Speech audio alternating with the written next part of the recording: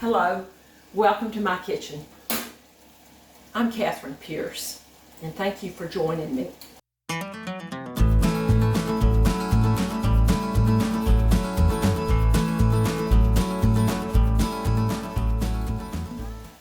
I'm going to show you today how to make stuffed Vidalia onions. Where can you get Vidalia onions? You can get them from your supermarket. About this time of year, you will see the Shriners on the street corners. And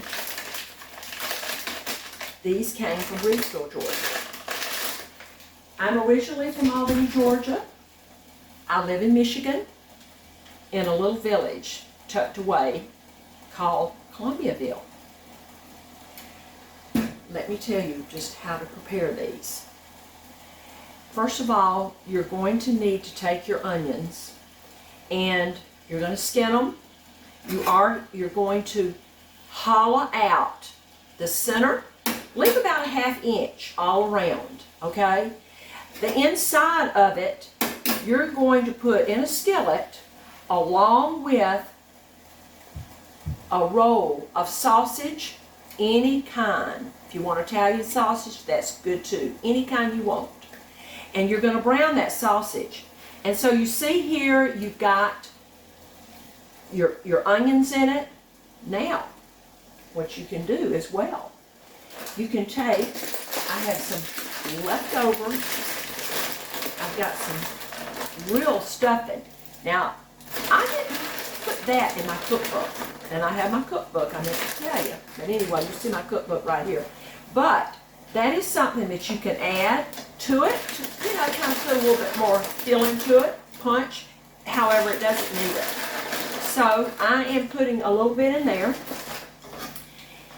And you want to brown everything really good. Also, I have put 4 ounces of sliced mushrooms in here, fresh mushrooms. So I'm browning this really well, and if you can see right here, for the sake of time, I actually have already boiled these onions, okay? You cannot boil them too much because they'll come apart. And just make sure there's just a little bit, you can put your knife in it just a little bit because you're going to cook them later in the oven, and I'll show you how to do that. Yeah, see, some of these will start coming apart, but that's okay. Okay, and you're going to drain them on paper towel. I've got this colander here, and I'm draining it on a piece of paper towel.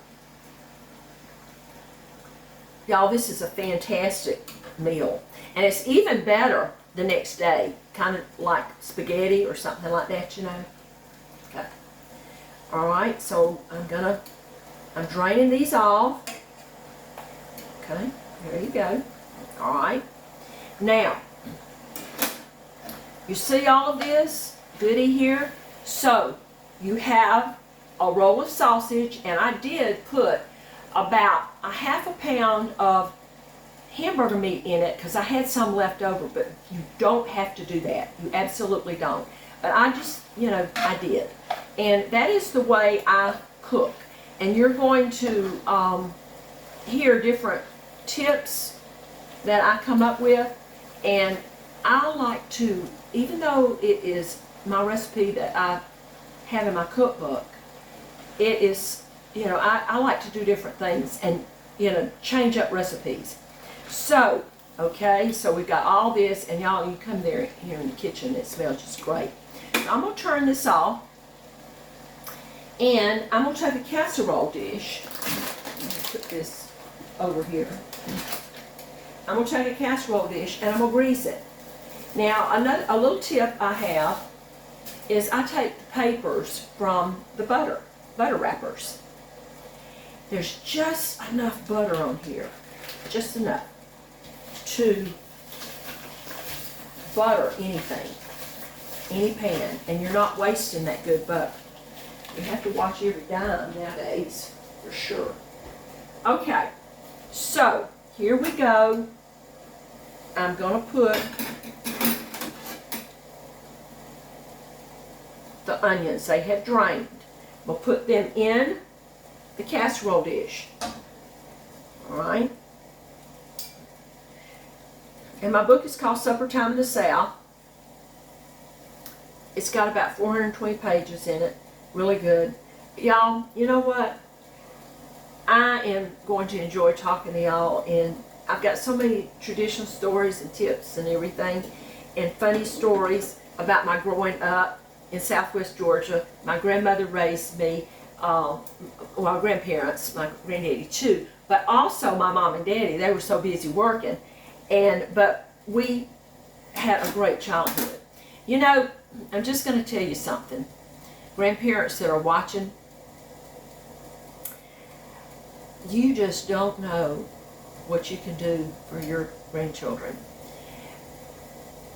We may not have had all the treasures that a lot of kids nowadays have, but I will tell you what, we had everything we needed, and we were rich. We had love, and we had a wonderful childhood. And one of the most great things I got out of my grandparents is my grandmother, her cooking in the kitchen. And I would absolutely love, and I watched it. And y'all, there's so much you can do with your kids in the kitchen. You can teach them so much. You can teach them fractions and just all different kinds. Here it is right here. Just fill it up. Fill up the onions. Great, great, great, great. All right, now I have seasoned. I'm going to season this with a little bit of paprika. And you can use a little bit of salt and pepper. All right. And I've got a little seasoned salt. Add it. You can add it in there while it's cooking. But I just kind of do it. And then we're going to put Parmesan cheese to finish it out. But let me do this first. I just wanted to make sure I didn't forget. We are going to add a cup of bouillon. Now you look at this and you tell me if this isn't good. You're going to cook it on 300 degrees. You're going to cook it for 30 minutes with a tin foil wrapper on it. Okay? Tin foil on it. And then you're going to put Parmesan cheese on it. Well, you're going to put Parmesan cheese on it at the beginning. What am I saying?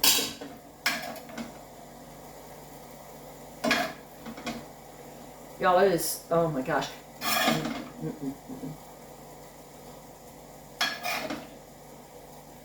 see all this goodie? Yeah.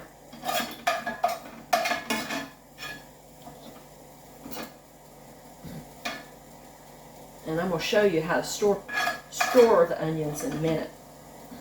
I just want to get this done. Okie dokie. So, we're going to take the bouillon broth and we're going to put it around here, and then we're going to go ahead and put the Parmesan cheese. So y'all, this is it's not very expensive to make. And I like to use what I have in the kitchen cupboard. And that's the way I learned how to cook. It's what my Mama Gillis taught me. Use what you got in the kitchen cupboard. She was from that Depression area and or era. Alright, so I'm going to do this and just cover it up. Cook it for 30 minutes on 300.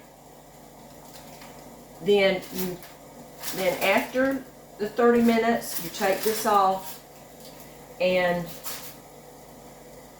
cook another 30 minutes. So an hour. And this will be absolutely delicious. Now, another thing I want to tell you is how to store these onions. Okay. It's kind of crazy. You see here? Pantyhose. Got fishnet pantyhose. Okay? You see? What you do, y'all, you take an onion and you